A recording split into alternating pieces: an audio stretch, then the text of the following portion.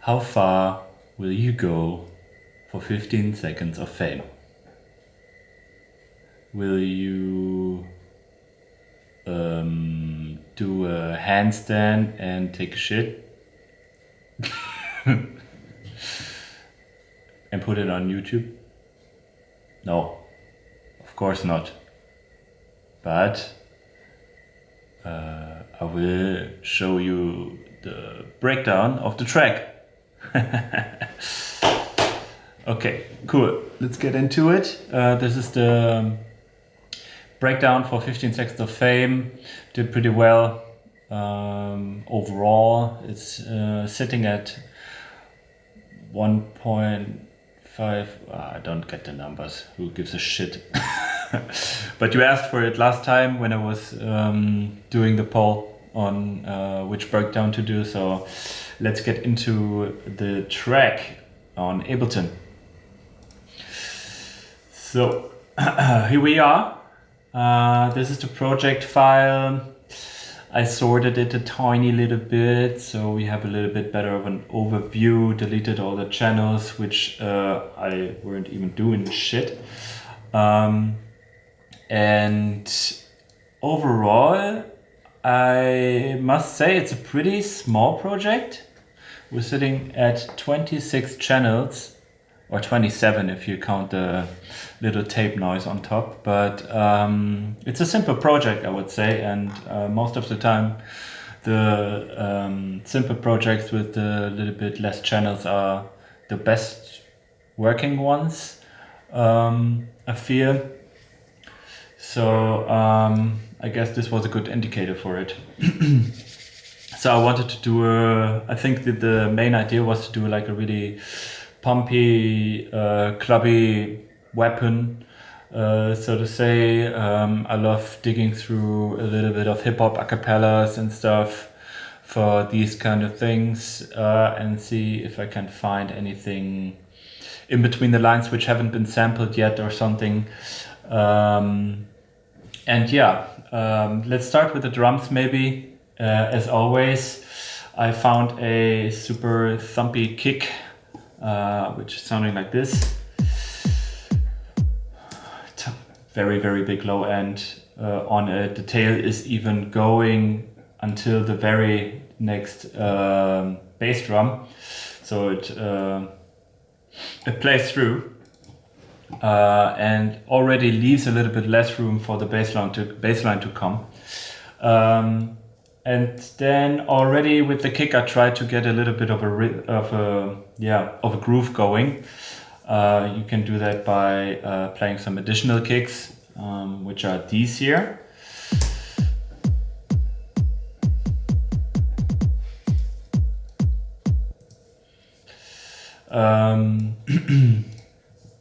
Then I recorded a 909 hat from my RD9 Behringer, sitting there. So to get a basic stomp going on, you know, like I like to spend a good amount of time on creating like a solid, very kicking 4 to the floor beat.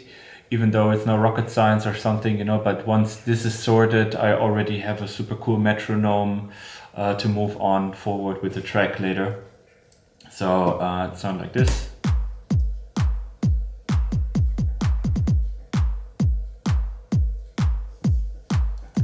And then I recorded an open hat, a very open one, so to say, also with the RD9.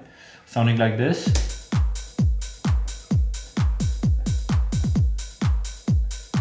Already super nice groove going on there.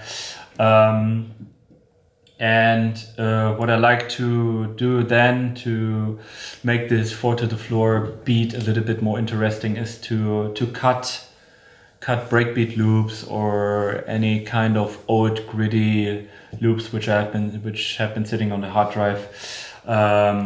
To sit on top of this 4 to the floor beat. And I found this sample from the Funky Drummer from James Brown.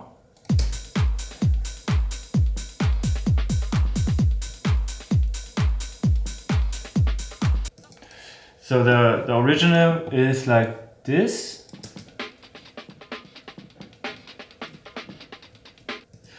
And it's been sampled a million times already, but doesn't matter for me. I don't give a shit. Then it's the millionth and one time it's going to be sampled.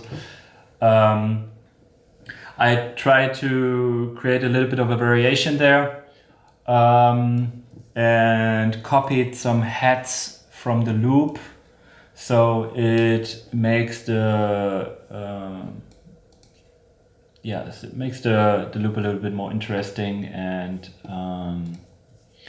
to not use the kicks from the drum break too often, even though you cannot really hear them after you put a low cut on them like this.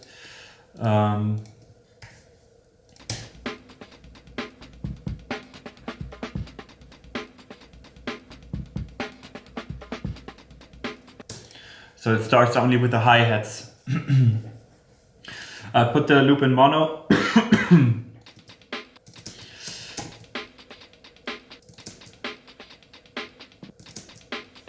Usually you could say that it's always cool to have a little bit of left-right information with these kind of loops, but once you put these loops into mono, they're getting way snappier. They could also lose a little bit of energy from being too stereo and stuff, and usually when you put these in mono, you can be sure that they are really on point and really snappy.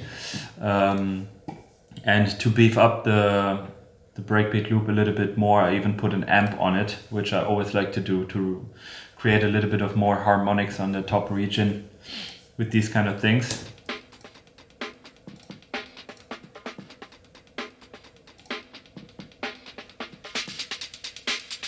Here, I do it to the extreme. So you see how the loop itself is a little bit mushy, and by adding the amp on top, it gets a little bit brighter. It gets a little bit harsher, so to say, and overall feels cooler, sitting together with all the other elements as well in the mix.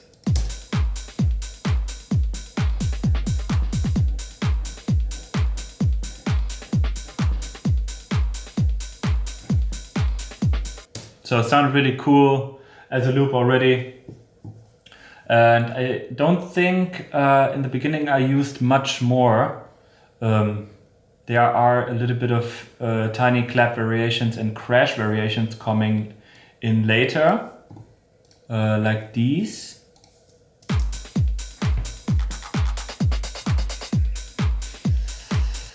So really small cut up claps and crashes. I feel like this is a little bit also the topic of the track, because I'm not doing these kind of FX fills with these, but also later with the synthesizers or with the steps here.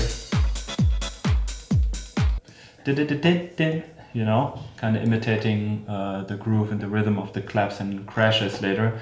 But we get to this later. I sometimes also like to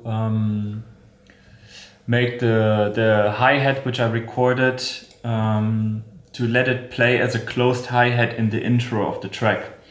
Let me show you here. So here it's open. I recorded it in open. And I'm usually working on the part where all the elements are in their truest form, in their most open form. And before that, I cutted the hi-hat. I cutted the decay and the sustain of the hi-hat a little bit, so it feels more like a closed hi-hat. So we still have some frequencies to reveal later on in the track when it really goes mental, you know. So this is how it sounds as a closed version. So it feels like the drummer actually got his foot on the pedal right now from the hi-hat and not opening it yet, you know. And then when it comes to the first drop, the hi-hat opens up You can see it here. How far will you punk motherfuckers go for 15 seconds of fame? See how the hi-hat opens up here. I just cut the audio instead of using the sampler's automation or something, so I can really see how the audio is behaving. So here you go.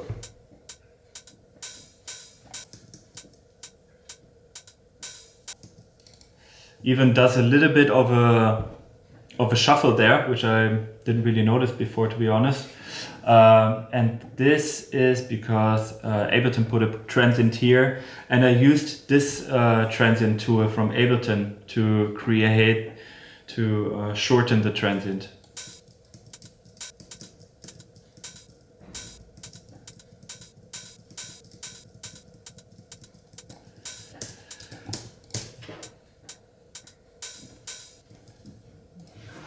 And then really going in.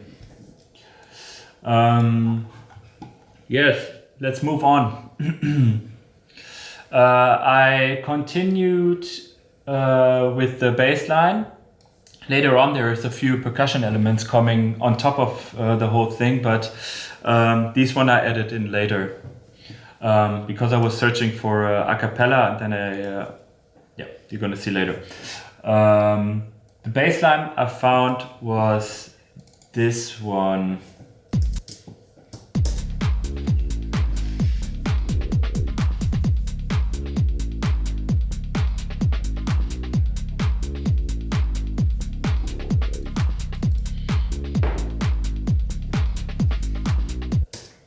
So this is not a super groovy one, I would say. It's more like a on-point sustain bass line. But I was searching for some acid, and it appeared here. This one is called Military Acid, and this is just a sample from samples from Mars, Soviet Synths from Mars rack, which I bought. Samples from Mars. And this is just one of the samples they put there because they sampled every note, so you can later play it yourself with the rack. But I just used the sample that they put in there.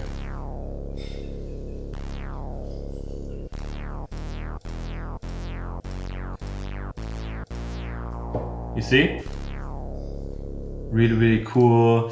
You have the ability later to also open it up. When I put it in the sampler, I directly used the sampler's auto filter to really make it low and deep, so it sounds like this.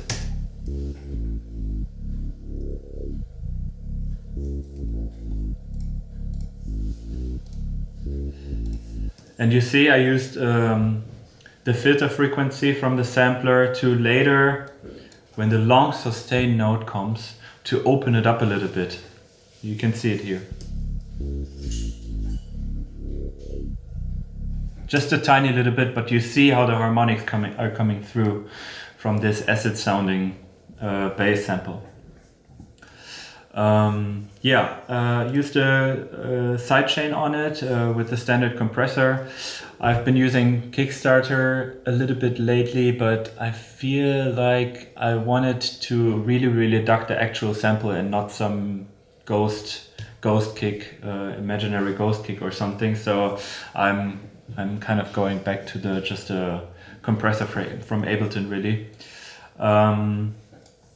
Then I boosted the low end a lot by 8.3 decibel, and I put the bass in mono with a utility later on.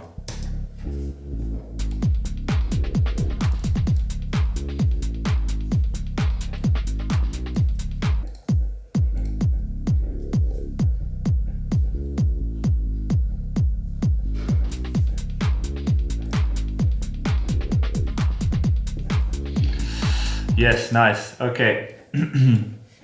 Further on, I'm just going chronologically, looking at the channels, what I might have added later then.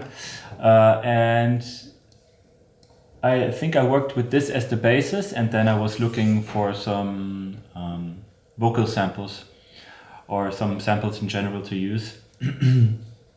Because now I got a nice fundamental thing going on with the bass line and the drums working really nicely, and now I was just waiting for the inspiration of some cool a cappella vocal. And before I found the actual cool hook, the 50 seconds one, I found this one, which is the very, very beginning of Walking Like an Egyptian from Bangles. Walk Like an Egyptian. Here you can see it's in the very, very front part of this a cappella here. So it's not really an a cappella, it's more like a per cappella or something. But I really, really felt like, especially because it's also super stereo, it gives the track so much that instead of getting a vocal sample, I got some additional perks which are coming in later.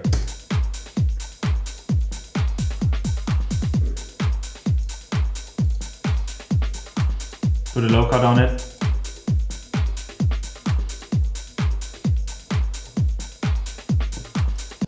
Yeah, working really nicely, so I left that there for later to when you want to add something new into the track.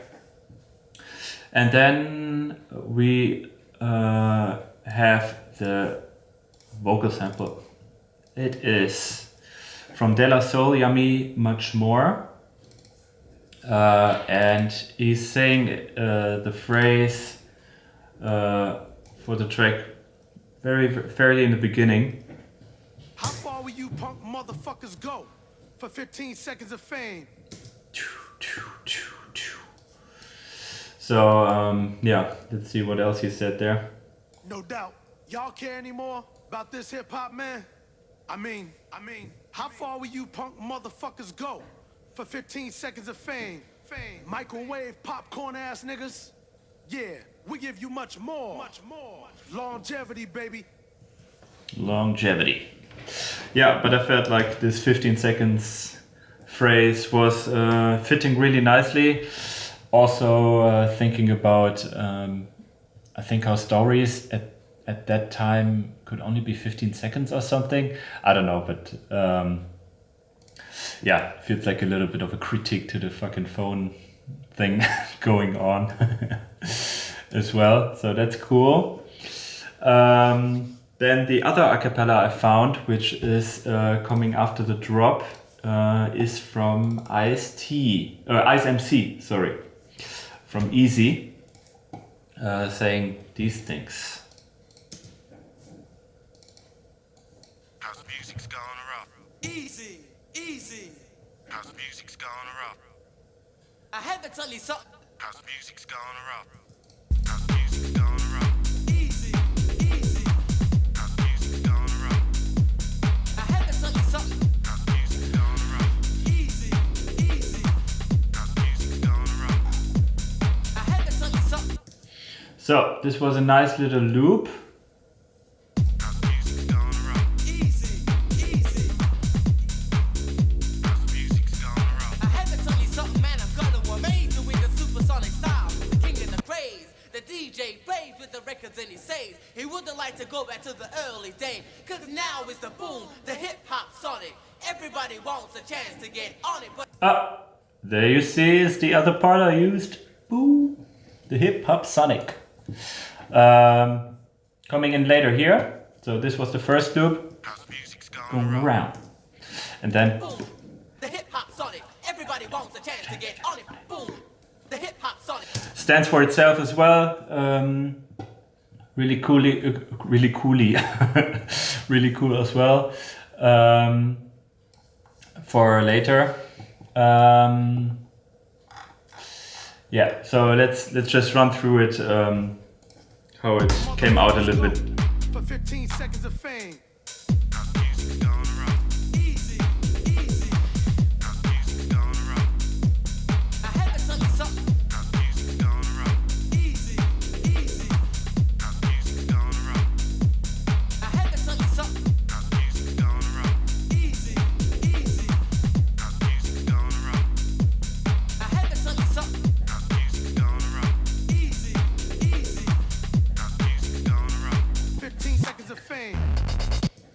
Yeah, really cool loop I think that was going on there. And then again quoting the 15 seconds of fame there, which is kind of our main hook and also the title giving phrase. And then we are going into the next section of the track where a lot more stuff is being revealed, a few samples are being added to the track, and the introduction for the next phase, for the next bars, is this little, what is it? Rave step. It's like a Hoover sound or something. Put a little bit erosion on it. Not really that much hearable, but still. Apart from that, no effects. I wanted the low end to be there. Then, yeah, a nice little kind of ravey orchestral hit to start the bar. Always comes super nice. This is a vintage rave step. A few vintage rave steps being added there now. They're all from the same pack, I guess. And yeah, really, how do you say, stuttery, with a nice tremolo on it. Yeah.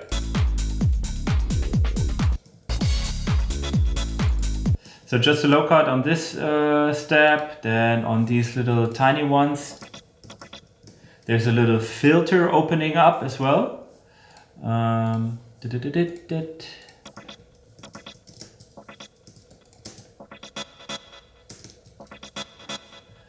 Yeah, a little bit of reverb going on. Yeah, basically the same settings almost. Could have maybe done it with one channel only, but yeah, had more freedom like this, I guess.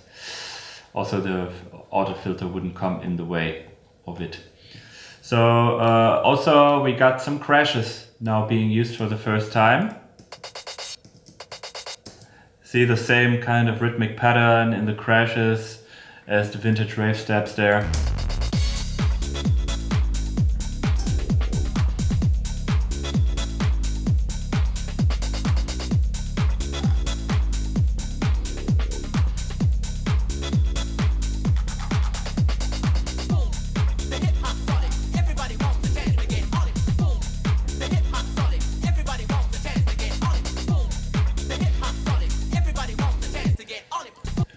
The vocals leading into the first break.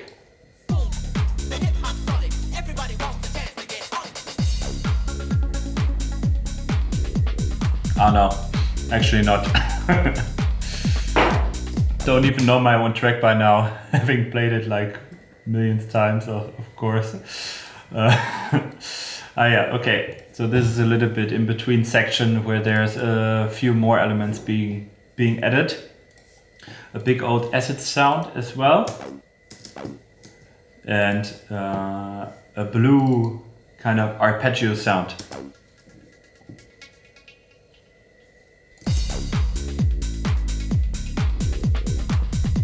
Feel this behaving a little bit different than in the original. I think very high cut in this one.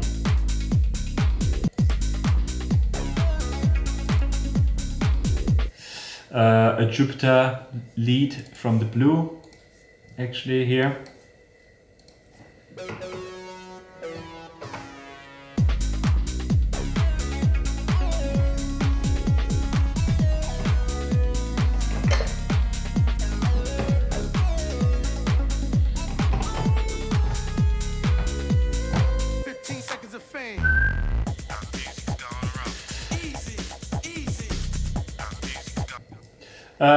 Again, the little rave step to go into the next session.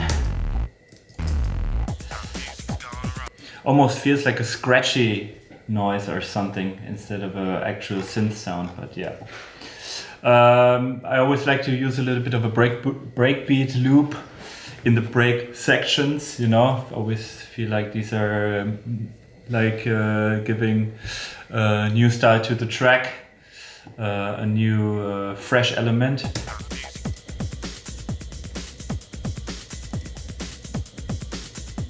Full loop, just used like it was.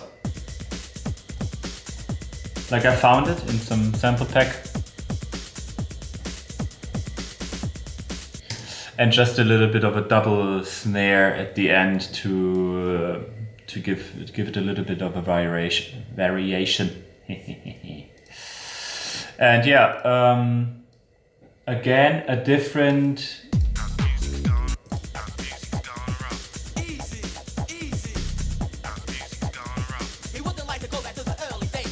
Ah yeah, okay, and I used part of the loop which I already used from the ISMC vocal, and then added a little variation in between where he says this, wouldn't like to go back to the early days, and So you gotta get with it and feel the same.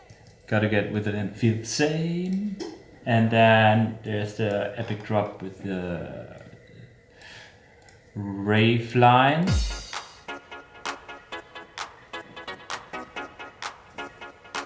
Again, vintage rave step, found somewhere.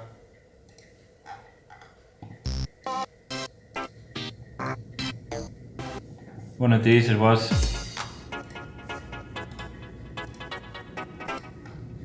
This one.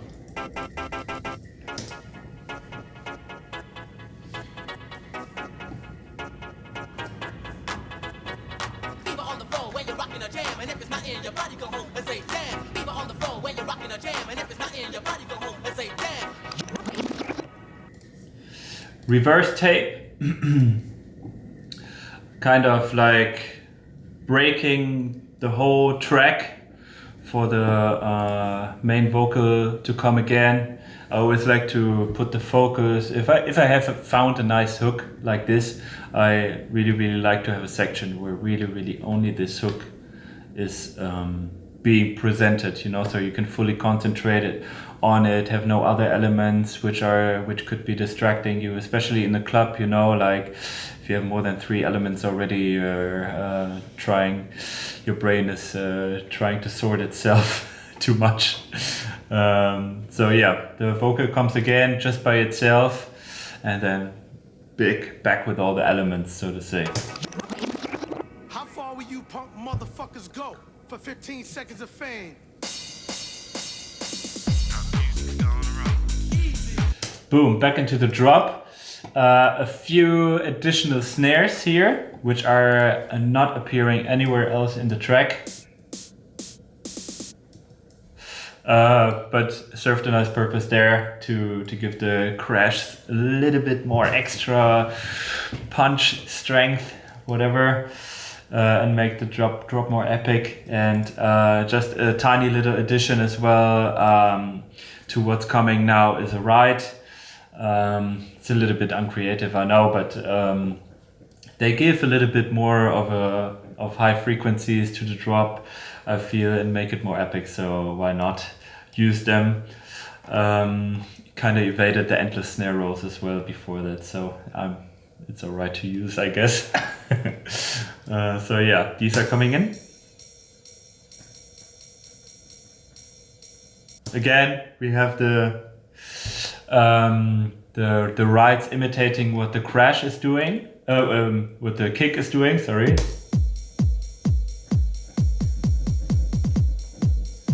You know, to really play along with these kind of rhythmic variations coming in. And the cool main hook from the other vocal is playing again.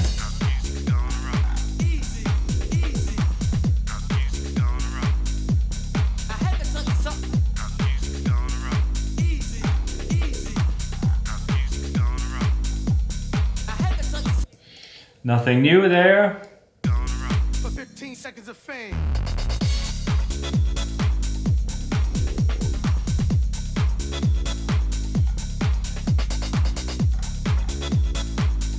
All the drum elements coming together now. The perk I was talking about earlier, the crashes, the claps, open hi-hat, the ride, you know, now it's the peak moment.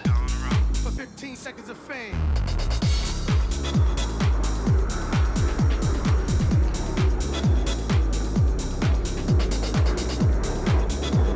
Everybody wants to dance again. The hip hop started. Everybody wants to dance again.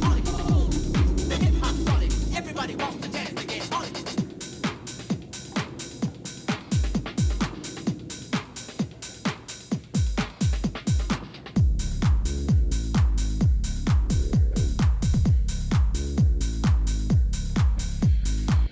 So since we never really had a part where there was no breakbeat on top, or yeah, sometimes removing some of the elements reveals a new part of the track which you've not heard before, not in the intro or anywhere else, you know. And this was a nice example of giving the listener something new, but with all the elements that he knows already, you know. So we kind of removed the top gritty breakbeat loop which was sitting on top the whole time, and just giving him like what is it, the kick, clap, hi-hat, and the bass line playing. And this is also a really nice section in the track, I think, where it goes really dry, so to say, you know, but really back to the basic elements of the track which are working so nicely together.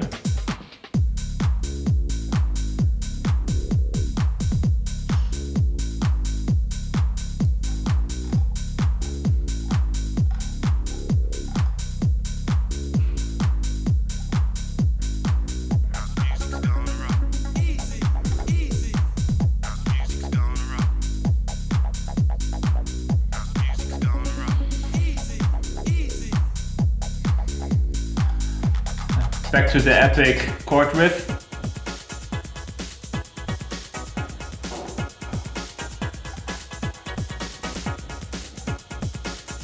How far will you punk motherfuckers go for 15 seconds of fame?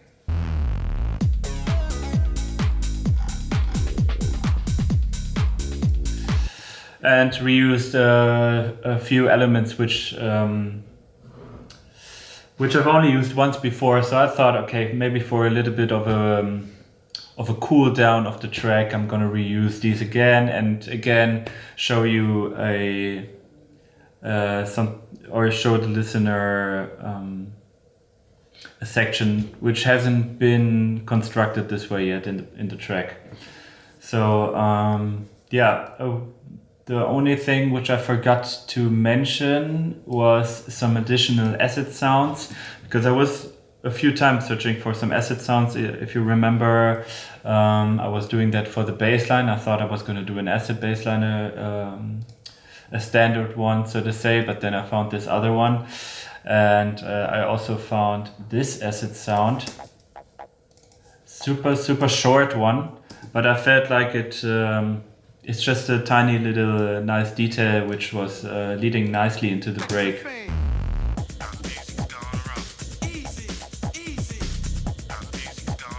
He wouldn't like to go back to the early days. And you see, there's absolutely no processing chain on it, you know. I just left it as it is because it was blending in nicely together with the breakbeat loop and everything else, you know. So sometimes if you just find the right sound, and at this part you also don't have any bass line that you could be clashing with, you know. So you don't really need to worry if the low ends are competing against each other or something. And at this part of the track there was no bass line, so it felt fine to just leave this acid kind of thing as it is. Usually these kind of sounds have a little bit of a low end to it, which could damage the low end a little bit, but this one was fine. Also, I just found there's a deactivated, what is it?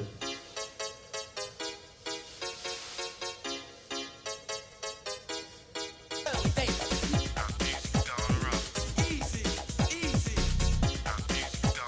So you gotta get bigger and feel the same. Seems like this was a little bit of a different idea I had there before I changed to the other one.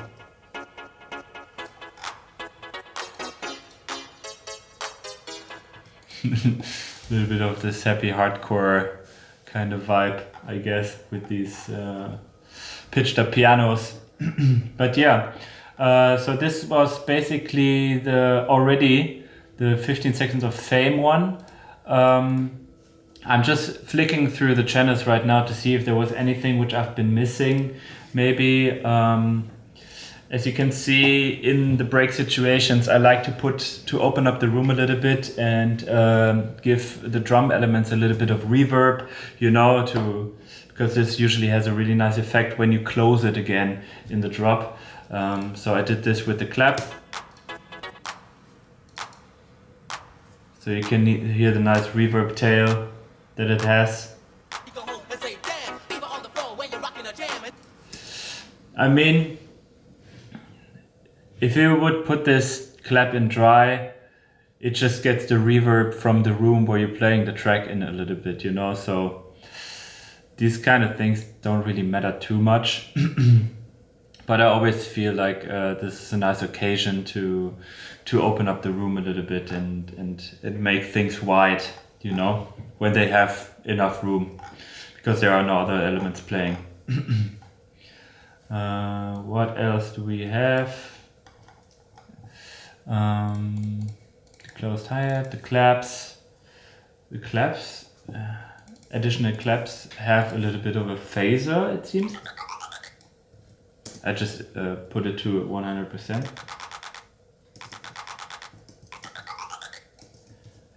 And a filter on it. Crashes have the usual low cut on them. Apart from that, the rides have a low cut. This is most of the time the only thing I do to these kind of elements, you know. The vocals have a little bit of a ping pong delay. Same here. The snares in front of the drop have nothing on them. Again, on the rave stabs, a little bit of a delay. Blue only has a low cut. Usually the plugins itself have some really cool reverbs or effects that you can use. Low cut, delay, reverb. Yeah, I think this is it. So not really the most complicated project. I guess this is a little bit more about the storytelling aspect, you know, to use the elements which you have already wisely, and show the elements working together in every possible form throughout the track, you know. Sometimes it's just that, instead of introducing another element which maybe doesn't really do so much to the track or the storytelling itself. But yeah, I guess this is the track. So I hope you enjoyed another one of these breakdowns. I'm gonna see if I do another one, maybe with one of the deeper tracks I've been doing for Berg Audio or something. But yeah, for now this was it, and thanks for tuning in, and yeah.